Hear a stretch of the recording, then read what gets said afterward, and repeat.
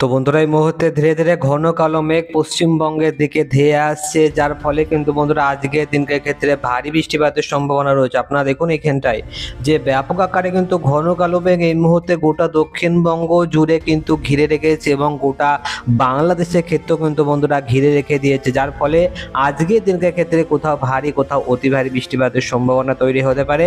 এবং এই মুহূর্তে আপনারা অন স্ক্রিনে দেখতেও পাচ্ছেন যে একাধিক এলাকায় কিন্তু বজ্রপাতও লক্ষ্য করা যাচ্ছে। দেখুন আপনারা এখানটায় এই সমস্ত এলাকাগুলোর ক্ষেত্রে আরামবাগ, বর্ধমান, নদীয়ার আশেপাশের দিকগুলোর ক্ষেত্রে কিন্তু ভালো মতনই বজ্রপাত লক্ষ্য করা যাচ্ছে। খুলনা, বরিশালের দিকগুলোর ক্ষেত্রেও কিন্তু বজ্রপাত লক্ষ্য করা যাচ্ছে। খুলনার দিকগুলোর ক্ষেত্রেও কিন্তু বেশ ভালোই বজ্রপাত লক্ষ্য করা যাচ্ছে এই মুহূর্তে, যার ফলে আজকের দিনকে ক্ষেত্রে বৃষ্টিপাতের সম্ভাবনা রয়েছে। তো আলিপুর আবহাওয়া দপ্তর এই মুহূর্তে জানিয়েছে যে বিধ্বংসী যে ঘূর্ণাবর্ত ছিল, যেটা ধীরে ধীরে নিম্নচাপে পরিণত হয়ে গেল, সেই নিম্নচাপটা ধীরে ধীরে কিন্তু পশ্চিম বাংলায় প্রবেশ করবে এবং পশ্চিম বাংলার দিকে ধীরে ধীরে এটা প্রবেশ করতেও আরম্ভ করে দিয়েছে।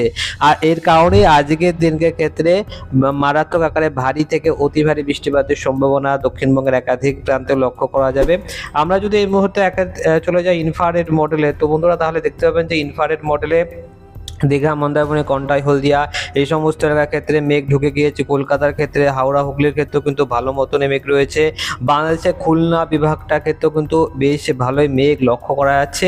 এর ফলে ব্যাপক আকারে কিন্তু ভারী বৃষ্টিপাতের সম্ভাবনা দক্ষিণবঙ্গের একাধিক প্রান্তে এবং বাংলাদেশের একাধিক প্রান্তে লক্ষ্য করা যাবে। তো কোথায় কোথায় ভারী বৃষ্টিপাত হতে পারে, কোথায় কোথায় হালকা থেকে মাঝারি বৃষ্টিপাত হতে পারে, তাই নিয়ে কিন্তু আমরা সম্পূর্ণ ডিটেলসে আপডেট দেবো। তো এই মুহূর্তে আপনারা যারা দেখতে পাচ্ছেন যে বঙ্গোপসাগর থেকেও কিন্তু ঘন কালো মেঘের প্রবেশ ঘটছে, যার কারণে বঙ্গোপসাগর এবং তার তৎসংলগ্ন যে সমস্ত এলাকা রয়েছে, যেমন এখানটায় সুন্দরবন লাগোয়া এলাকা রয়েছে, সেখানটায় ভারী বৃষ্টিপাত হবে।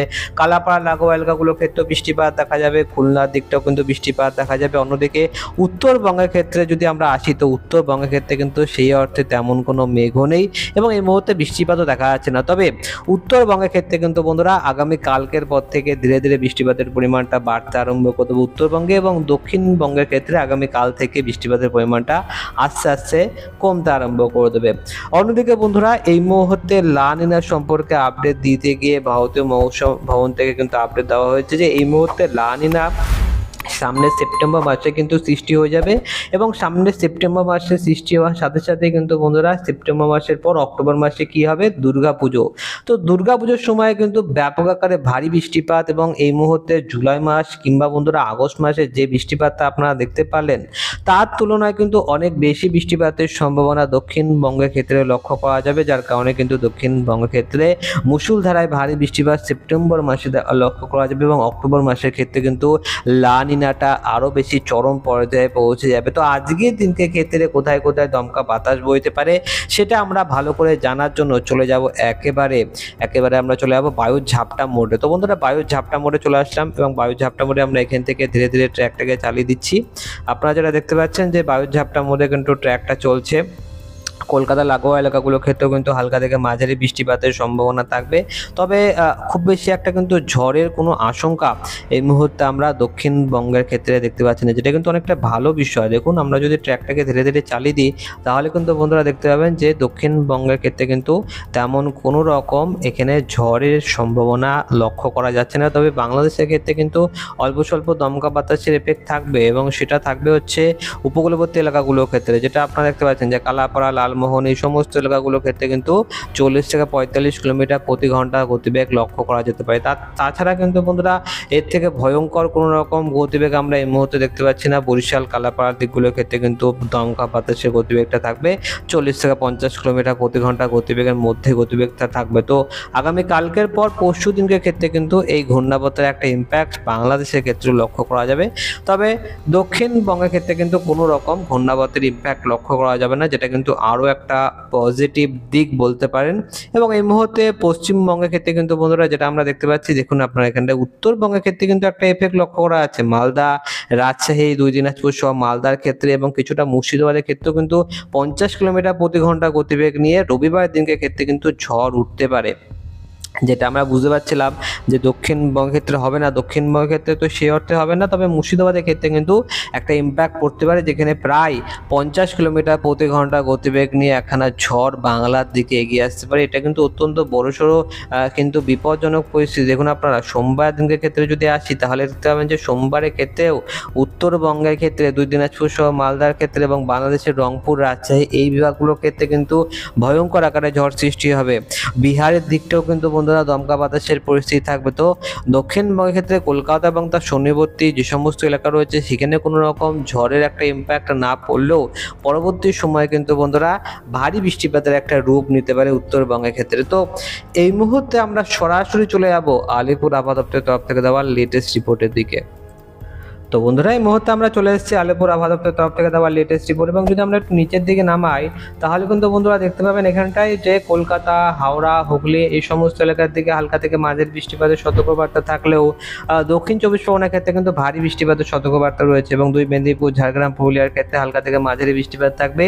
বীরভূম, মুর্শিদাবাদের ক্ষেত্রে ভারী বৃষ্টিপাতের সম্ভাবনা আজকের দিনের ক্ষেত্রে রয়েছে, এবং আজকের দিনটা বাদ দিলে কাল, পরশু এবং এর সাথে সাথে তরশু দিনকে ক্ষেত্রেও কিন্তু ভারী বৃষ্টিপাতের সম্ভাবনা রয়েছে। যেটা আমি আপনাদেরকে বলছিলাম যে আজকে হচ্ছে বৃহস্পতিবার, শুক্র, শনি এবং রবিবার দিনকে ক্ষেত্রেও কিন্তু দক্ষিণবঙ্গের ক্ষেত্রে ভারী বৃষ্টিপাত থাকবে। কারণ এই মুহূর্তে নিম্নচাপটা ধীরে ধীরে সরতে আরম্ভ করে দিয়েছে। তো নিম্নচাপের সরার যে প্রক্রিয়া এটা চলাকালীন কিন্তু বন্ধুরা ব্যাপক আকারে বৃষ্টিপাতের সম্ভাবনা দক্ষিণবঙ্গের ক্ষেত্রে লক্ষ্য করা যাবে। তো এই মুহূর্তে আমরা চলে যাব একেবারে সরাসরি আলিপুর আবহাওয়া দপ্তরের তরফ থেকে দেওয়া লেটেস্ট রিপোর্ট উত্তরবঙ্গের ক্ষেত্রে। তো বন্ধুরা এই মুহূর্তে আমরা উত্তরবঙ্গের লেটেস্ট রিপোর্টটা পেয়ে গেছি, এবং উত্তরবঙ্গের লেটেস্ট রিপোর্টের ক্ষেত্রে আমরা যেটা দেখতে পাচ্ছি যে জলপাইগুড়ির ক্ষেত্রে ভারী বৃষ্টিপাতের সম্ভাবনা রয়েছে, আলিপুরদুয়ার, কোচবিহারের ক্ষেত্রে ভারী বৃষ্টিপাতের সম্ভাবনা রয়েছে, এবং মালদার ক্ষেত্রেও ভারী বৃষ্টিপাতের সম্ভাবনা রয়েছে। তাছাড়া বাদবাকি সমস্ত জেলার ক্ষেত্রে কিন্তু হালকা থেকে মাঝারি বৃষ্টিপাতের সম্ভাবনা থাকবে, এবং রবিবার দিনের ক্ষেত্রেও কিন্তু বন্ধুরা উত্তরবঙ্গের ক্ষেত্রে ভারী বৃষ্টিপাতের সতর্কবার্তা দিয়ে রেখেছে আলিপুর আবহাওয়া দপ্তর। তো এই মুহূর্তে আমরা চলে যাব আরও একবার লাইভ আপডেটে। তো বন্ধুরা এই মুহূর্তে আমরা লাইভ আপডেটে চলে এসেছি, এবং লাইভ আপডেটে সবার আগে আমি আপনাদেরকে আবহাওয়ার র্যাডারটা দেখাবো। তো আবহাওয়ার র্যাডারে কিন্তু আপনারা দেখতে পাবেন যে বিক্ষিপ্ত আকারে দক্ষিণবঙ্গের আনাচে কানাচে সমস্ত এলাকাতে কিন্তু বৃষ্টিপাত চলছে।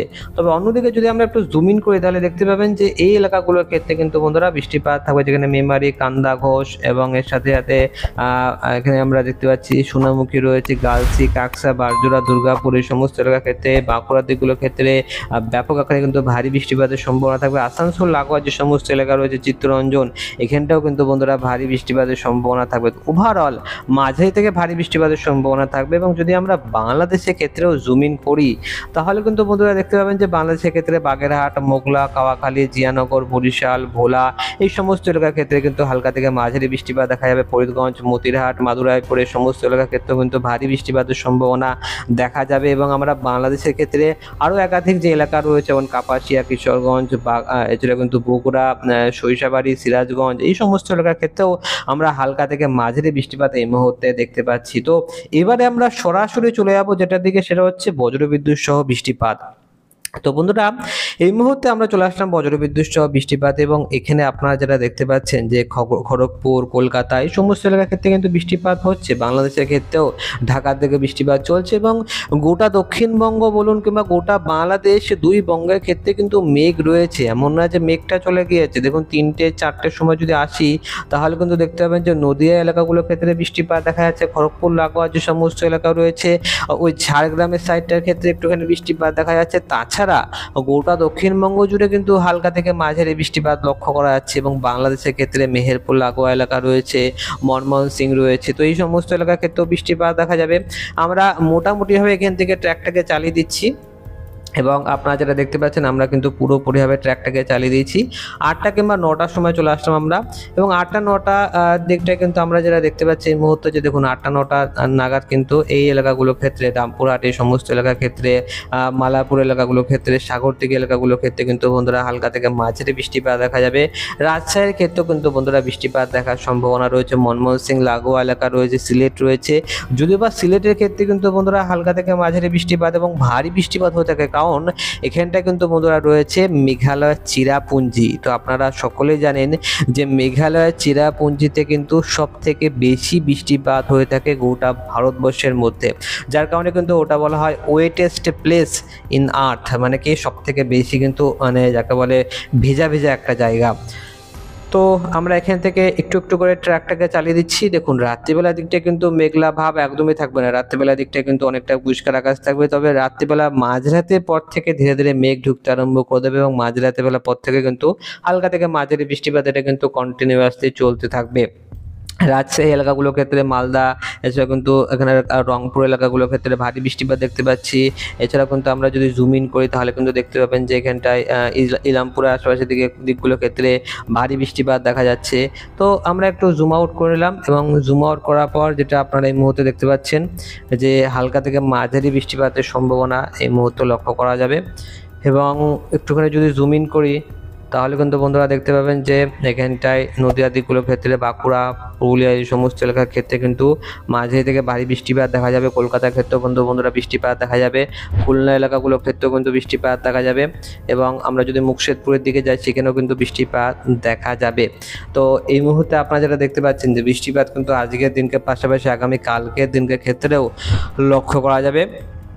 আমরা এই মুহূর্তে চলে আসলাম বৃষ্টিপাতের পরিমাণ মোডে এবং বৃষ্টিপাতের পরিমাণ মোডে দেখুন পরবর্তী 3টে দিনের মধ্যে 110 মিলিমিটার বৃষ্টিপাত কলকাতার ক্ষেত্রে হবে। পরবর্তী 5টা দিনের মধ্যে আপনারা দেখতে পাবেন যে প্রায় 150 মিলিমিটার বৃষ্টিপাত কলকাতার ক্ষেত্রে লক্ষ্য করা যাচ্ছে। পরবর্তী 10টা দিনে কিন্তু 200 মিলিমিটার বৃষ্টিপাত। তার মানে কিন্তু বন্ধুরা সামনের যে সপ্তাহটা আসছে সেই সপ্তাহে কিন্তু বৃষ্টিপাত চললেও তার পরের সপ্তাহ অবধি কিন্তু আর বৃষ্টিপাত থাকবে না, বৃষ্টিপাত ধীরে ধীরে কমতে আরম্ভ করে দেবে। তো আপাততভাবে কিন্তু বৃষ্টিপাতের সম্ভাবনা রয়েছে, ব্যাপক আকারে বৃষ্টিপাতের সম্ভাবনা রয়েছে। তবে ধীরে ধীরে বৃষ্টিপাতের পরিমাণটা আস্তে আস্তে দক্ষিণবঙ্গের ক্ষেত্রে কমতে আরম্ভ করে দেবে এবং উত্তরবঙ্গের ক্ষেত্রে ধীরে ধীরে বাড়তে আরম্ভ করে দেবে। পাশাপাশি বাংলাদেশের ক্ষেত্রেও বৃষ্টিপাত আস্তে আস্তে কমতে আরম্ভ করে দেবে, যার ফলাফলস্বরূপ কিন্তু বন্ধুরা ব্যাপক আকারে যে বৃষ্টিপাতটা চলছিল সেই বৃষ্টিপাত কমে যাওয়ার ফলে এই মুহূর্তে চাষি ভাইদের জন্য কিন্তু একটা দারুণ সুখবর বলা যেতে পারে। কারণ এবারে যতটা পরিমাণ বৃষ্টিপাত লাগাতার চলছিল তাতে করে আপনারা কিন্তু শুনে থাকবেন যে ডিভিসির তরফ থেকে বারবার জল ছাড়া হচ্ছিল।